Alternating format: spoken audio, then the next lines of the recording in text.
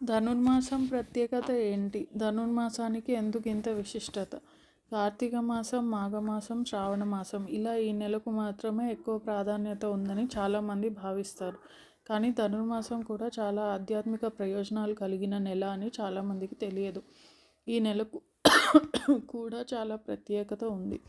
ధనుర్మాసం అంతా ఉదయం సాయంత్రం ఇల్లు శుభ్రం చేసి దీపారాధన చేయడం వల్ల మహాలక్ష్మి కరుణా కటాక్షాలు సిద్ధిస్తాయి. ధనుర్మాసం విష్ణువుకి చాలా ప్రత్యేకమైనది. తిరుమలలో ధనుర్మాసం నెల రోజులు సుప్రభాతం బదులు తిరుప్పావై గానం చేస్తారు. విష్ణు ఆలయాల్లో ఉదయం అర్చనలు, నివేదనలు చేసి వాటిని పిల్లలకు పంచుతారు.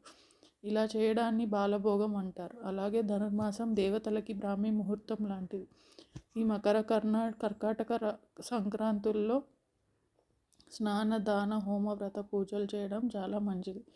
ధనుర్మాసానికి ఎందుకు ఇంత విశిష్టత? ధనుర్మాసం వచ్చిందంటే ఆలయాల్లో పండుగ వాతావరణం నెలకొంటుంది. విష్ణుమూర్తికి ప్రీతికరమైన మాసం కావడం వల్ల వైష్ణవులు ధనుర్మాస వ్రతం ఆచరిస్తారు. గోదాదేవి ధనుర్మాసం అంతా విష్ణు వ్రతం చేపట్టి స్వామిని కీర్తించింది. సూర్యాలయాలు, వైష్ణవాలయాలు సందర్శించడం చాలా మంచిది. ధనుర్మాసం అంటే దివ్య ప్రార్థనకు అనువైన మాసం అని అర్థం. ధనుర్మాసం తెలుగులో సంస్కృతిలో ఒక భాగం. దేవాలయాల్లో ఆండాళమ్మ పూజ, తిరుప్పావై పఠనం, గోదా కళ్యాణం, ప్రసాదాలు మొదలైనవి ధనుర్మాసంలోనే నిర్వహిస్తారు. తిరుమలలో ధనుర్మాసం నెల రోజులు సుప్రభాతం బదులు తిరుప్పావై గానం, సహస్రనామార్చనలో తులసి దళాలకు బదులు బిల్వపత్రాలను ఉపయోగిస్తారు. ధనుర్మాసంలో ఉదయం సాయంత్రం దీపారాధన చేయడం వల్ల లక్ష్మీదేవి అనుగ్రహంతో పాటు దరిద్రం దూరం అవుతుంది. ఈ నెలలో ప్రతిరోజు బ్రహ్మముహూర్తంలో పారాయణం చేసిన వారు దైవానుగ్రహానికి పాత్రలవుతారని ప్రతీతి. ఈ భూదేవి అవతారమైన ఆండాళ్ రచించిన దివ్య ప్రబంధమే తిరుప్పావై. ద్రావిడ భాషలో తిరు అంటే పవిత్రమైన, పావై అంటే వ్రతం అని అర్థం. ధనుర్మాసంలో విష్ణువును మధుసూదనుడు అనే పేరుతో పూజించి మొదటి 15 రోజులు చక్కెర పొంగల్ లేదా పులగం స్వామికి నైవేద్యంగా సమర్పించాలి. తర్వాత 15 రోజులు దధ్యోదనం సమర్పించాలి.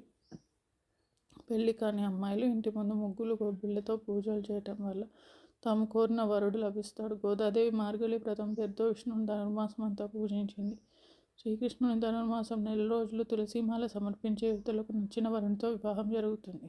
ధనుర్మాస వ్రతం దీని గురించి మొదట బ్రహ్మదేవుడు నారద మహర్షికి వివరించినట్టుగా పురాణ కథనం. ధనుర్మాస వ్రతం గురించి బ్రహ్మాండ, ఆదిత్య పురాణాల్లో, భాగవతంలో, నారాయణ సంహితల్లో కనిపిస్తాయి.